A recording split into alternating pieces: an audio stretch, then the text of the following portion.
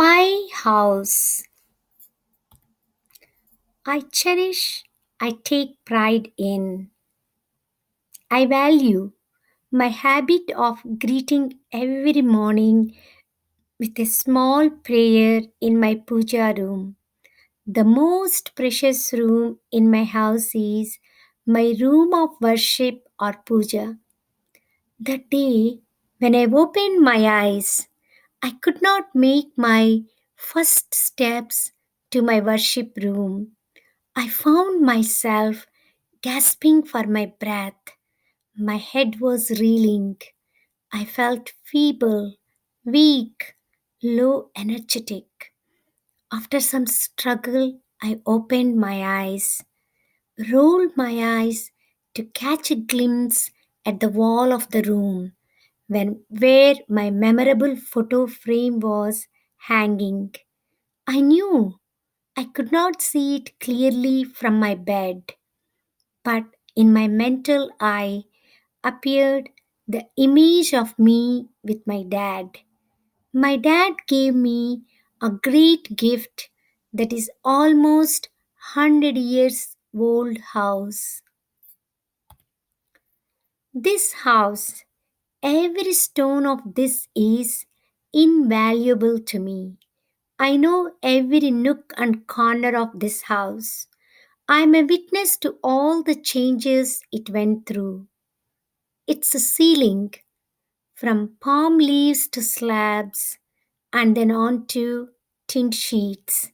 Its floor, from mud floor that often required cow dung plastering to cement floor, proudly sported all my floral designs on special and festive days. I felt a twitch in my heart when its huge teak pillars were removed from the big hall.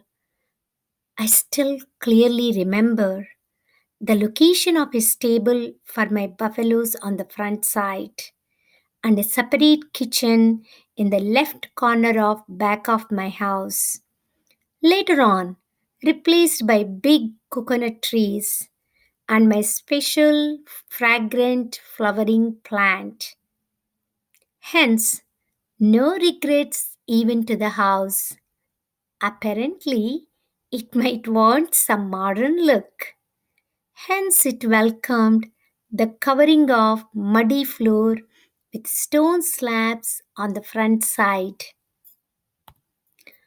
My house gracefully accepted all modern changes, from electricity to the municipal tap connection, from traditional pestle and grinding stone to modern gadgets. My house is a home for many trees and plants since its construction.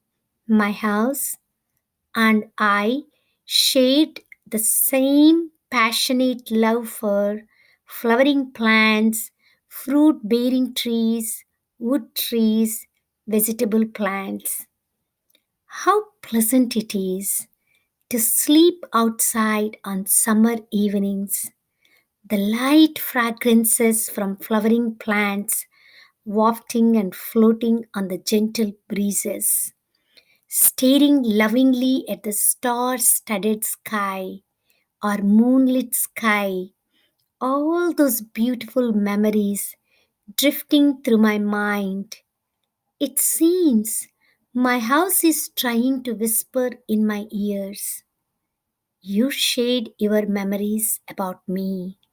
That's lovely. Now listen to my memories about you. My sweet owner, caring 82-year-old resident cum companion Subbu, I welcomed your birth as I knew you would be my devoted caretaker.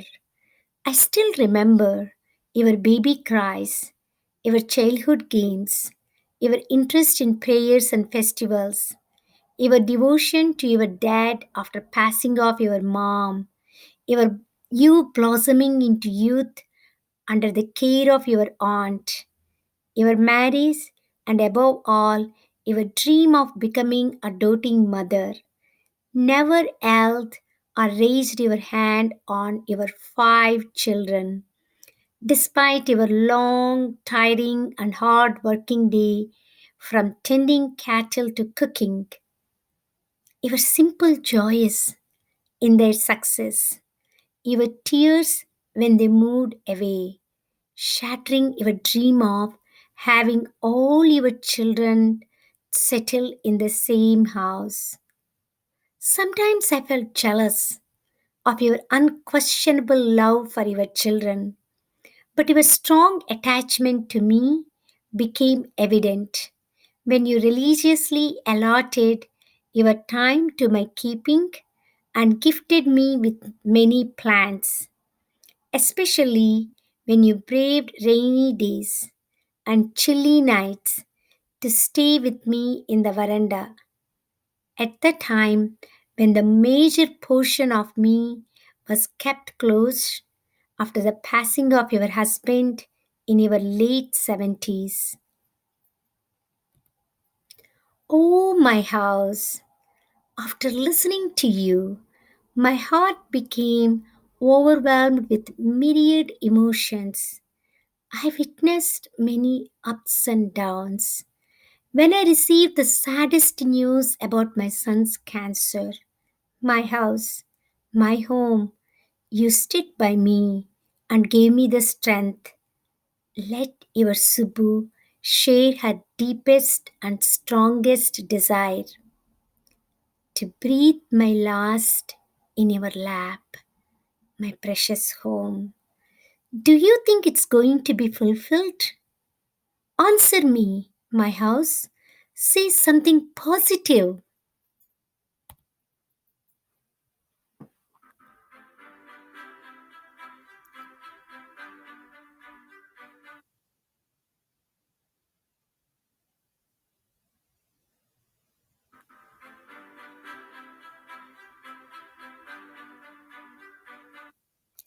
Ruthless virus. I was shaken out of my train of conversations with my house. I had to force my eyes open with some effort. Felt dejected to see health workers around my bed. The words, she got COVID 19 and should be taken to a big hospital, came like a bolt from the clear blue sky. I protested feebly against that idea. I muttered, don't tear me away from my house at this juncture in my life. I knew they heard me. My family knew my wish, but stood helpless. My house also became a silent witness to me being carried on a stretcher to the ambulance. From the glass windows of ambulance, I managed to take a last glance at my proud house, my lovely and dear home. The ruthless COVID 19, a shatterer of my strong and deep desire, an extinguisher of my hope, a cruel snapper of my attachment to my house, a claimer of my life.